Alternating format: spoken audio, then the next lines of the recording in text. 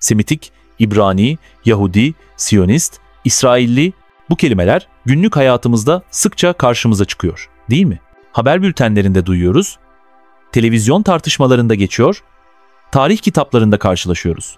Ama gelin görün ki pek çoğumuz bu terimlerin gerçek anlamlarını, aralarındaki ince ama kritik farkları tam olarak bilmiyoruz.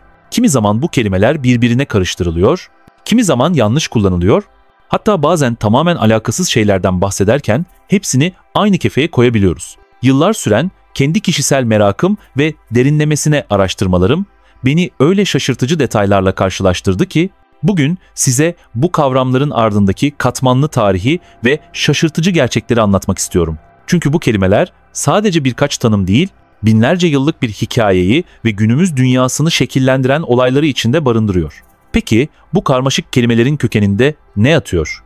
Gelin zaman tünelinde birlikte kronolojik bir yolculuğa çıkalım. Her şey o meşhur tufan hikayesiyle başlıyor. Evet, Nuh'un gemisinden bahsediyoruz. Judeo-Hristiyan geleneğine göre Nuh'un 3 oğlu vardı. Ham, Sam ve Yafes. Tufan sonrası dünyanın bu 3 oğlun soyundan türediğine inanılır. İşte Sam'ın soyundan gelenlere Semit denir. Başlangıçta bu terim Orta Doğu halklarını tanımlamak için kullanılıyordu. Ama zamanla anlamı genişledi. Günümüzde Semit yalnızca Yahudileri değil, aynı zamanda Arapça, İbranice, Maltaca ve Etiyopya'da konuşulan Amharca gibi Semitik dillere sahip tüm halkları kapsar. Yani Arapça konuşan herkes de teknik olarak bir Semittir.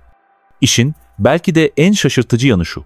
Bugün çokça duyduğumuz antisemit kelimesi sadece Yahudi karşıtlığı anlamında kullanılıyor.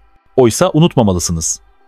Nefret ettiğiniz kişiler sadece Yahudi olduğu için değil, Semitik kökenden olduğu için Semittir.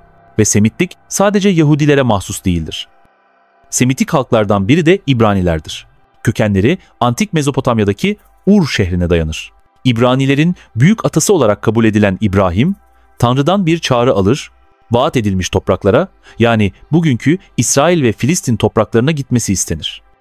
İşte burada Tanrı ile İbrani halkı arasında bir antlaşma ahit yapılır. Bu antlaşma sünnet uygulamasıyla mühürlenir. İbrahim'in birçok oğlu olmuştur. Ancak bu soydan 2 kol öne çıkar, İshak ve İsmail. İshak'ın soyundan gelenler İbrani halkını, İsmail'in soyundan gelenler ise Arap halklarını oluşturur. Ve bu ayrım bizi bugüne kadar gelen o büyük tartışmaya taşır. Tanrı tarafından seçilmiş halk kim? Vaat edilmiş topraklar kime ait? Bugün İbrani terimi İbrahim ve İshak'ın soyundan gelen halkı tanımlar. Aynı zamanda İsrail devletinde ve dünya genelindeki Yahudi topluluklarında konuşulan dini ayinlerde kullanılan Semitik dilin adı da İbranicedir. İbrahim'in oğlu, İshak'ın oğlu Yakup ile devam edelim. Yakup'a Tanrı tarafından verilen yeni bir isim vardı. İsrail. Yakup'un tam 12 oğlu oldu. Ve bu 12 oğuldan İsrail'in 12 kabilesi ortaya çıktı. Bu kabileler günümüzdeki İsrail, Filistin, Ürdün, Suriye ve Lübnan'ın bazı bölgelerini kapsayan topraklara yerleştiler. Milattan önce 1030 civarında birleşerek Kral Saul, ardından Kral Davut ve Kral Süleyman gibi bilinen liderlerin yönetimi altında Antik İsrail Krallığını kurdular.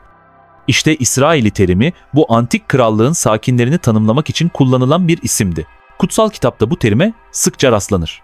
Ama ilginçtir ki günümüzde kullandığımız İsrailli kelimesi kutsal kitapta hiç geçmez. Bu yüzden şunu net olarak söyleyebiliriz. Bugün yaşayan biri İsraili değil, İsraillidir. İsraili kadim bir dönemi ifade eder. Ancak hem İbraniler hem de İsraililer İbrahim'in soyundan geldikleri için bu iki terim zaman zaman eş anlamlı olarak da kullanılabiliyor. Gelelim Yahudi terimine. Bu kelime önceki terimlerden farklı olarak sadece bir halkı değil, aynı zamanda bir dini ve kültürü tanımlar. Günümüzde Yahudiler Tevrat'ın öğretilerini takip eden, Hanuka ve Yom Kippur gibi bayramları kutlayan insanlardır. Ortodoks olup olmamaları fark etmez. Hatta düşünün, kendisini Yahudi halkının bir parçası olarak tanımlayan ateist Yahudiler bile vardır. Yahudilik dediğimizde ise dünyanın en eski tek tanrılı dininden bahsediyoruz. Bu inanç sistemi antik İbrani ve İsraili halklarının da dinidir. Bugün dünya genelinde yaklaşık 14,3 milyon kişi bu inancı yaşatıyor. Ancak İsrail Krallığı'nın yıkılmasından sonra Yahudiler pek çok kez dünyanın dört bir yanına dağıldılar. Bu nedenle günümüzdeki tüm Yahudilerin doğrudan antik İbrani ya da İsraili halkların soyundan geldiğini söylemek mümkün değildir. Ama buna rağmen Yahudi terimi bazen İbrani ve İsraili ile eş anlamlı gibi kullanılabiliyor, her ne kadar kökenleri farklı olsa da. Şimdi bambaşka bir kavrama geçiyoruz. Siyonizm. Bu kelime ne bir halkı tanımlar ne de bir dini. Siyonizm tamamen siyasi bir harekettir. Macar Yahudisi Theodor Herzl Yahudi Devleti adlı kitabında bu fikri ortaya attı. Amacı Yahudilerin vaat edilmiş topraklara, yani bugünkü İsrail topraklarına göçünü teşvik etmekti. Ve bu fikir zaman içinde gerçekleşti. İsrail Devleti kuruldu, Siyonizm böylece somutlaştı. Ancak dikkat! Aşırı Siyonizm bugünkü İsrail topraklarıyla yetinmiyor. Hedefi Antik İsrail Krallığı'nın tamamına yayılmak ve dünyanın dört bir yanındaki Yahudileri bu bölgeye toplamaktır. Bu durum Filistinlilerin topraklarından edilmesine, hatta Ürdün, Lübnan ve Suriye'nin bazı topraklarının ele geçirilmesine kadar varan sonuçlar doğurabiliyor. Peki tüm Yahudiler Siyonist midir? Kesinlikle hayır.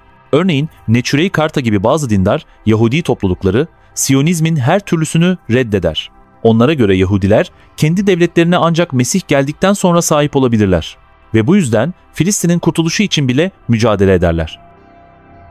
Yani özetle şunu bilmek önemli: Filistinlilere yapılan bir haksızlık karşısında hissettiğiniz öfkeyi dile getirirken kime kızdığınızı doğru seçmelisiniz. Sorun bazılarının sandığı gibi lanetli Yahudiler değil, belki de lanetli olan aşırı Siyonistlerdir. Ve geldik belki de en çok karıştırılan terime: İsrailli. Bu kelime 1948 yılında kurulan mevcut İsrail Devleti'nin vatandaşlarını tanımlar. Yani resmi olarak İsrail pasaportuna ve vatandaşlığına sahip olan kişilere İsrailli denir. Burada çok önemli bir fark var. İsrailli ile İsraili kelimelerini sakın karıştırmayın. İsraili, antik dönemdeki İsrail Krallığı'nın halkını ifade ederken, İsrailli, modern devlete ait bir kavramdır. Günümüz İsrail'i, laik bir devlettir. Bu da demek oluyor ki, tüm İsraillerin Yahudi olması gerekmez. Ülkede kayda değer sayıda Müslüman ve Hristiyan azınlık da yaşamaktadır. Aynı şekilde herkes İbranice'de konuşmaz. Nüfusun önemli bir bölümü, özellikle de Filistinli vatandaşlar Arapça konuşur. Görüyorsunuz ki bu kelimeler bazen kulağa eş anlamlı gibi gelse de her birinin ardında bambaşka tarihi, etnik ve teolojik gerçeklikler yatıyor. Bu farkları doğru anlamak sadece tarihsel gelişmeleri değil, aynı zamanda bugünün küresel siyasi olaylarını da çok daha derinlemesine kavramamıza yardımcı olur.